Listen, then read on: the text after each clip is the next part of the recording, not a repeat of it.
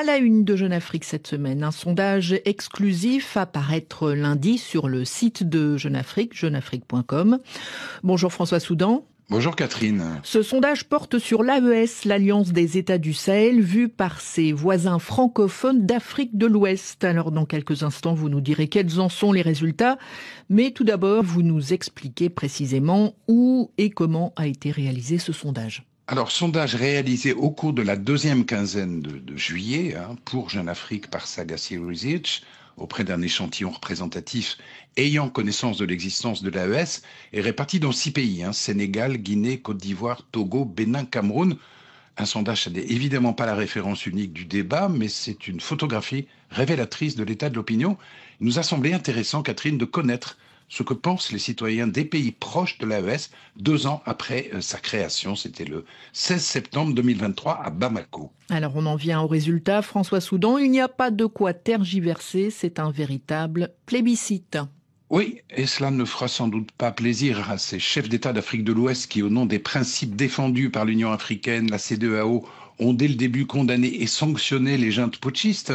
77% des personnes interrogées considèrent l'AES comme une bonne ou une très bonne initiative pour la région, une opinion largement positive, et ce quel que soit l'âge ou le niveau de revenu des sondés, et qui frise effectivement le plébiscite dans des pays comme le Togo, le Cameroun ou la Guinée.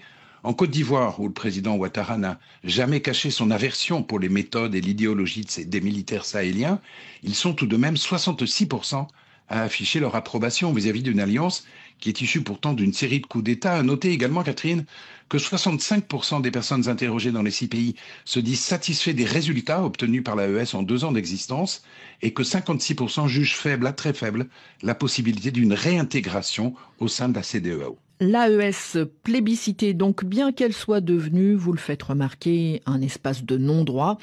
Alors comment expliquer la popularité de l'AES chez ses voisins francophones? Comment expliquer ce paradoxe, d'un côté la réalité et de l'autre la perception de cette réalité par les Africains de l'Ouest? Un espace, oui, où les libertés publiques sont de plus en plus restreintes et puis l'échec évident aussi des juntes à résoudre les crises sécuritaires.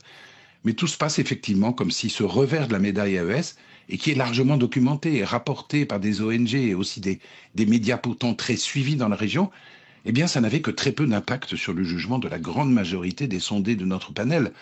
Alors à ce paradoxe, comme vous le dites, je vois 2 raisons. D'abord, ce qui prédomine chez les populations concernées des pays voisins, ce sont les images symboliques fortes renvoyées par l'AES, le départ des troupes françaises, la reprise en main des ressources minières, l'affichage des attributs de l'Union. Tout ça participe d'un sentiment de reconquête de la souveraineté, d'un sentiment de rachat des indépendances néocoloniales, qui est en quelque sorte vécu par procuration, c'est-à-dire sans avoir à subir les conséquences liberticides des politiques mises en œuvre par les régimes militaires. Et puis, reconnaissons-le, Catherine, et c'est la deuxième raison, le discours et la propagande des juntes a fini par s'autonomiser avec une vraie efficacité en utilisant massivement les réseaux sociaux au point d'imposer une réalité alternative qu'il est pour l'instant difficile de dissiper. Merci François Soudan. Ce sondage dont vous venez de nous parler est à paraître lundi sur jeuneafrique.com.